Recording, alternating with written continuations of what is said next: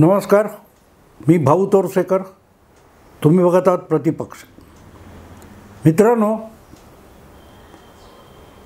सध्या सगळ्या देशभरच्या माध्यमांमध्ये, पत्रकारांमध्ये आणि राजकारणावर जिथे जिथे चर्चा चालते अशा प्रत्येक ठिकाणी हा 370 ते 400 हा आकडा मोदी किंवा शहा यांनी कुठून आणला हा विषय चर्चेचा झालेला आहे. आणि त्याचं कारण सरळ आहे. जे अर्थसंकल्पी संसदेचं अधिवेशन झालं त्या अधिवेशनामध्ये खुद्द नरेंद्र मोदी पंतप्रधान यांनीच जाहीर केलं की 370 कलम हटवले आणि त्याची पोचपावती म्हणून एकट्या भारतीय जनता पक्षाला 370 जागा मिळणार आहेत. आणि भारतीय जनता पक्षाचे मित्र म्हणून सोबत असलेले पक्ष त्यांना मिळालेल्या जागा बघितल्या तर त्या 400च्या पार जातील. आणि त्यामुळे एक मोठी गोष्ट अशी झाली की विरोधी पक्षांनी एकत्र येऊन भाजप आणि मोदी यांना 250च्या अलीकडे अडवायचं. 220-230 पर्यंत जर भाजपचा आकडा खाली आला तर एकपक्षीय बहुमत नसल्यामुळे मोदी पंतप्रधान होऊ शकणार नाहीत. आणि कोणाला तरी भाजपच्या दुसऱ्या नेत्याला तडजोडीचा नेता म्हणून, पंतप्रधान म्हणून स्वीकारावं लागेल. या अटकळीवर इंडी अलायन्सपासून विरोधकांच्या आघाडीपर्यंत सगळी गणित समीकरणं मांडून झाली. जवळजवळ 6 महिने त्याच्यावर जी चर्चा चालू होती की कसं इंडी अलायन्समध्ये सगळे 26 पक्ष 28 पक्ष एकत्र आलेत आणि त्यामुळे कुठे कुठे भाजपच्या जागा घटू शकतात, कुठे येऊच शकणार नाहीत आणि त्यामुळे भाजप 250चा सुद्धा पल्ला ओलांडणार नाही. ही चर्चा आपण ऐकली. पण अचानक खुद्द पंतप्रधानांनी संसदेतच 370 आणि 400 हे 2 आकडे सांगितल्यानंतर कालपर्यंतचे टीकाकार, विरोधक इतके सैरभैर आणि सर्द होऊन गेले की भाजपला 250वर अडकवण्याचे जे युक्तिवाद होते ते युक्तिवाद करणारे विश्लेषक आणि विरोधी नेतेसुद्धा 250 नव्हे तर 370 कुठून येणार अशी चर्चा करायला लागले. म्हणजे एक प्रकारे 250वर भाजपला अडकवणं हा विषय आपोआपच मागे पडला आणि 300च्या पार तरी भाजप जाईल हे मनोमन स्वीकारत सगळ्या चर्चा दिशा बदलून चालू झाल्या. उद्धव ठाकरे यांनी तर 400पर्यंत कसे जातात ते बघू असं विधान करणं हे हास्यास्पद आहे. कारण 400 नाही झाले आणि 300 नाही झाले तरीही चालू शकेल. 272 आकडा पार केला की बहुमत होतं. त्यामुळे तुम्ही 370 म्हणाला होतात आणि 370 जर झाले नाही तर तुम्ही सरकार कसं बनवणार? तुम्ही तर 350 झालात, तुम्ही तर 325 झालात. आता सरकार कसं बनवणार? तुम्हाला सरकार बनवायचा अधिकार नाही असं विरोधी पक्ष, विरोधी टीकाकार म्हणू शकतात का? नाही म्हणू शकत. एकदा लोकसभेतला 272 हा आकडा पार केला भाजपने की त्याला सरकार बनवण्याचा अधिकार मिळतो. मग 272च्या पुढे 303 होऊ देत, 325 होऊ देत, 350, 370 होऊ देत किंवा NDA 400 होऊ देत, त्या पुढच्या आकड्याला काहीही अर्थ नसतो. बहुमताचा जो 272 आकडा आहे तो पार केला की मोदी आणि भाजप हे तिसऱ्यांदा सरकार बनवणार. मोदी तिसऱ्यांदा सलग पंतप्रधान होणार. आणि त्यामुळे हे इतके गोंधळून गेलेत की 300 नाही होणार असं म्हणायला लागलेत. अरे पण 300 झाले तर 272 होऊन जातात. पण जाऊन दे, आपण त्या चर्चेत जाण्याची गरज नाही. कारण ज्यांना समजून घ्यायचं नसतं, आपण म्हणतो ना की झोपलेल्या माणसाला उठवता येतं, पण झोपेचं सोंग आणणाऱ्याला उठवणं केवळ अशक्य असतं, कारण तो झोपलेलाच नसतो. त्यामुळे भाजप जिंकेल का, भाजपला हरवता येईल का, अशा चर्चा करणारे जे आहेत त्यांच्या डोक्यात भाजप हरावा ही इच्छा ठासून भरलेली आहे. त्यामुळे भाजप हरू शकतो, भाजप 300च्या आत अडकू शकतो वगैरे वगैरे ज्या चर्चा आहेत, त्यामध्ये हरण्याच्या बाजूचा विषय असला की यांचा फुलोरा वाढायला लागतो. पण यापैकी कोणालाही मोदी किंवा शहा यांच्यासारखी माणसं 370 आणि 400 पार असं बोलतात तेव्हा त्याचा अर्थ शोधावाचा वाटत नाही, त्याचा आधार शोधावासा वाटत नाही, तिथेच त्यांची फसगत होते.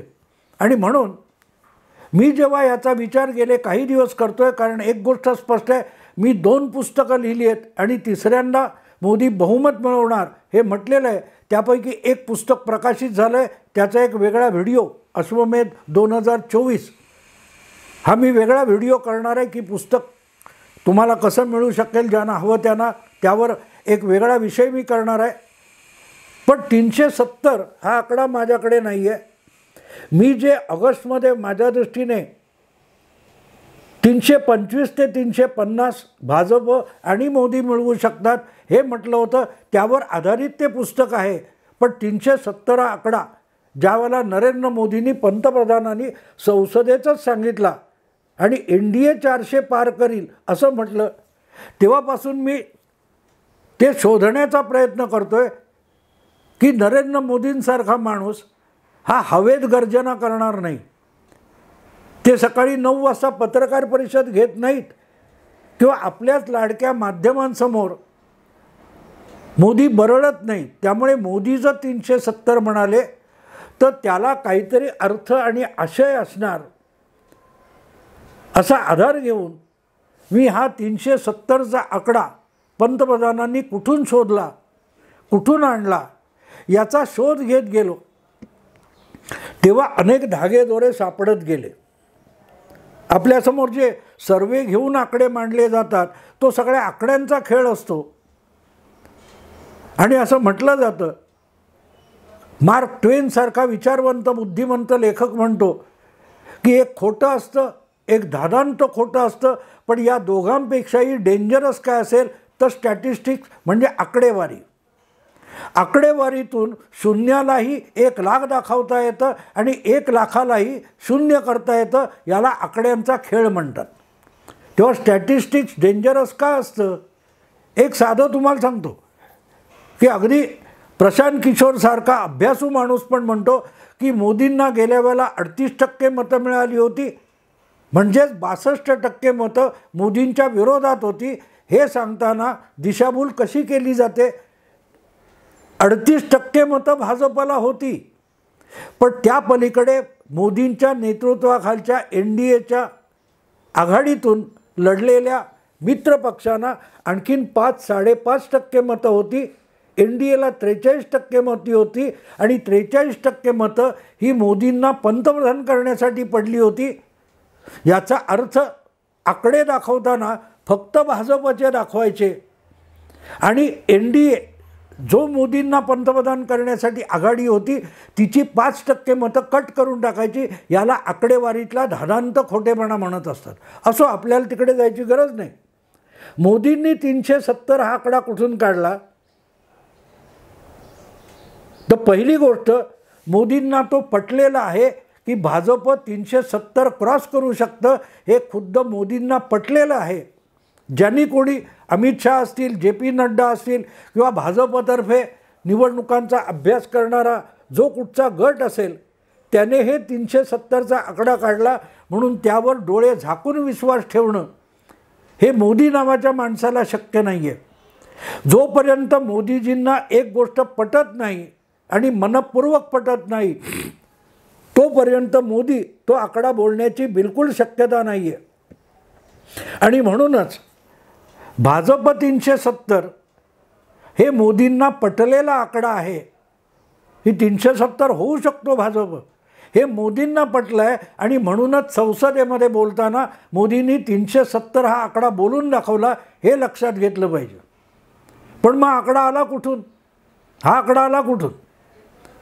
तर लक्षात घ्या, गेल्या 2019च्या निवडणुकीत भारतीय जनता पक्षाला 303 जागा मिळाल्या होत्या आणि NDA म्हणून लढलेले जे लोक होते त्यांच्या सकट NDAला मला वाटतं 357 जागा मिळाल्या होत्या.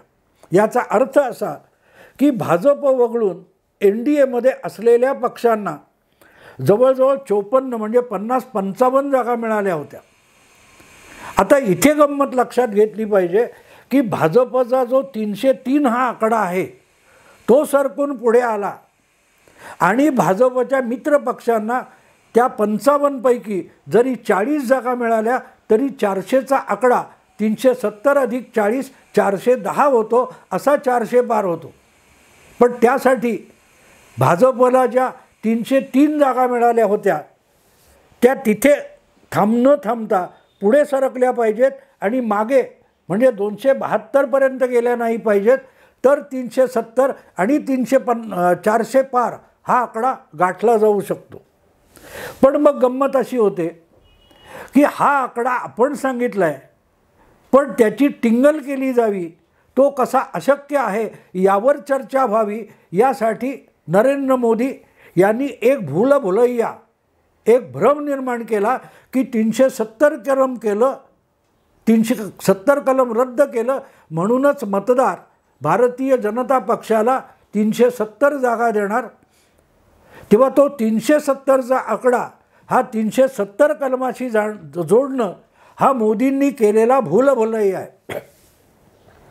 जाणीवपूर्वक आपल्याला पटलेला 370चा आकडा सांगायचा, पण विरोधी पक्षांना ती लोणकडी थाप वाटावी यासाठीच मोदींनी 370 कलम आणि 370 हा आकडा जोडलेला आहे. पण खुद्द नरेंद्र मोदींना मनापासून आपण भारतीय जनता पक्षाला 370 पर्यंत घेऊन जाऊ शकतो हे पटलेलं आहे आणि तिथून तो 370 आकडा आलेला असू शकतो. आता हा 370 हा कुठून येऊ शकतो ते समजून घेण्याचा प्रयत्न मी केला, तेव्हा मला एक गमतीशीर गोष्ट सापडली की भाजपला 2019मध्ये 303 जागा मिळाल्या होत्या. समजा तेवढ्याच परत मिळाल्या आणि हमखास मिळाल्या. आता त्या 303 पैकी 225-224 जागा या 50% अधिक मतांनी मिळाल्या होत्या, हे यापूर्वीच्या कुठल्या तरी व्हिडिओत मी सांगितलेलं आहे. पुढच्या जागा 40%, 42, 45 अशा 50% कमी मतांनी मिळालेल्या आहेत. पण गंमत लक्षात घ्या मित्रांनो, 303 जागा भाजपने निर्विवाद बहुमताने जिंकल्या. ते 40% असेल, 42 असेल, 39 असेल किंवा 50 असेल, पण त्या एक नंबरला राहून भाजपने जिंकलेल्या जागा आहेत. याखेरीज भाजपने दुसऱ्या क्रमांकाची मतं मिळवत गमावलेल्या जागा या 72 होत्या, 72. ज्या दुसऱ्या क्रमांकाने हरलेल्या जागा आहेत तिथे भाजपने यशस्वी झुंज दिलेली आहे आणि 72 जागी भाजपचा उमेदवार दुसऱ्या नंबरला राहिला आहे. याचा अर्थच थोडीफार मेहनत अधिक केली असती तर त्यातल्या अनेक जागा जिंकता आल्या असत्या आणि म्हणूनच भाजपने या 72 जागी गेल्या 5 वर्षात योजनापूर्वक मेहनत घेतली आहे की पुढच्या निवडणुकीत 5 वर्षानंतर 2024मध्ये या 72 जागा पूर्ण ताकद लावून जिंकायच्या. यासाठी भाजपने गेली 5 वर्ष मेहनत घेतली आहे. काल उद्या परवा नव्हे, 5 वर्ष असे मतदारसंघ हेरून तिथे पूर्ण ताकदीने भाजपचे कार्यकर्ते काम करत राहिले, मशागत करत राहिले.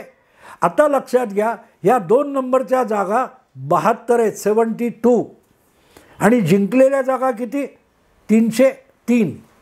आता 72 अधिक 303 करा, आकडा किती येतो मित्रांनो?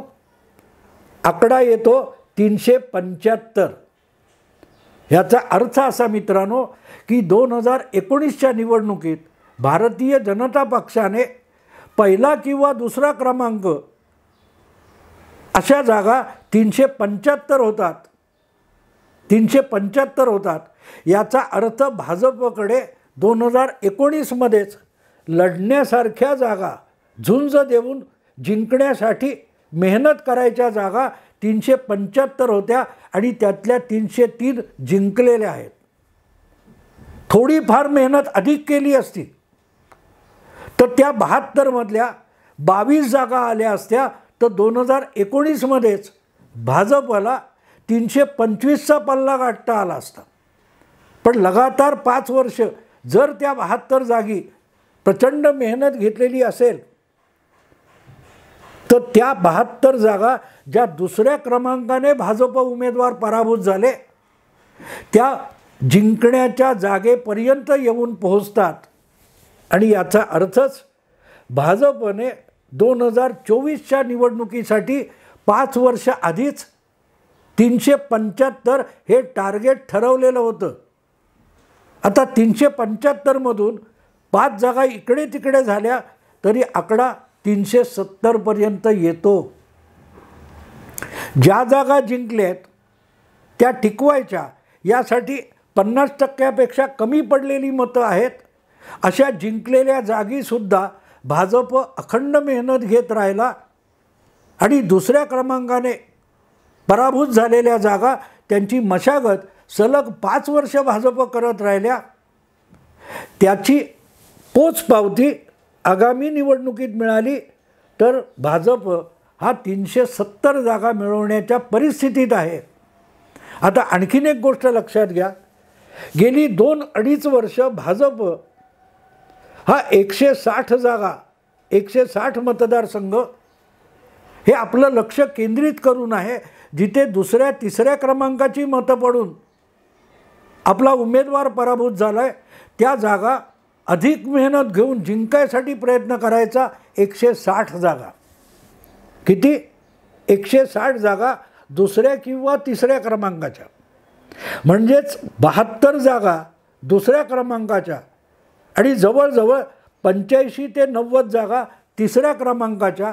यासाठी भाजपने जी मेहनत घेतलेली आहे त्यातून भाजपला आणखीन केवळ 70 जागा जिंकल्या तरी आकडा 370च्या पार जातो.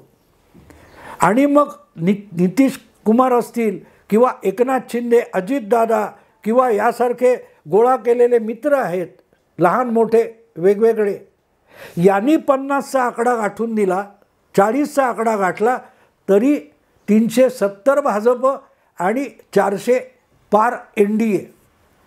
कळलं मित्रांनो? आता इथे गल्लत हा आकडा विरोधकांनी सिरियस घेतला तर आपल्या दुबळ्या जागा शोधून आपल्याला हरवण्याचा प्रयत्न एकजुटीने भाजप विरोधी पक्ष करतील तर त्यांनी गंभीरपणे 370चा आकडा घेऊ नये. म्हणूनच भूलभुलैया निर्माण करण्यासाठी पंतप्रधान नरेंद्र मोदींनी 370 हा आकडा 370 या कलमाशी जोडला आणि आपली टिंगल विरोधकांनी करावी, टीकाकारांनी करावी यासाठी जाणीवपूर्वक एक जागा निर्माण करून दिली. पण पंतप्रधानांना मनोमन 370 हा आकडा पटलेला आहे. पक्षात जे काम करणारे भाजपमधले निवडणुकीसाठी लगातार 5 वर्ष काम करणारे जे गट आणि घटक आहेत त्यांनी यासाठी मशागत घेऊन 400 ते 450 जागी तुंबळ लढाई करायची आणि 370चा आकडा पार करायचा हे ठरवलेलं होतं. त्यानुसार 5 वर्ष काम केलं होतं आणि ते 5 वर्ष काम करतायत. तिकडे लक्ष जर विरोधी पक्षांनी दिलं नसेल तर विरोधी पक्षांचा पराभव, लाजिरवाणा पराभव आणि भाजपचा 370नी तिसऱ्यांदा होणारा विजय कसा शक्य आहे हे तुमच्या लक्षात येईल. अर्थात मी यासाठी पुस्तकच लिहिलेलं आहे, 325 ते 350 अश्वमेध 2024. दुसरं एक पुस्तक लिहिलं आहे, फक्त मोदी. ही 2 पुस्तकं या आठवड्यापासून तुम्हाला उपलब्ध होतील. ते एका वेगळ्या व्हिडिओत त्याची मी माहिती देणार आहे. पण 370 आणि 400 पार हे आकडे मोदींनी कुठून आणले ते तुम्हाला समजवण्यासाठी हा व्हिडिओ केला. तो आवडला असेल लाईक करा, शेअर करा आणि सबस्क्राईब करा. नमस्कार.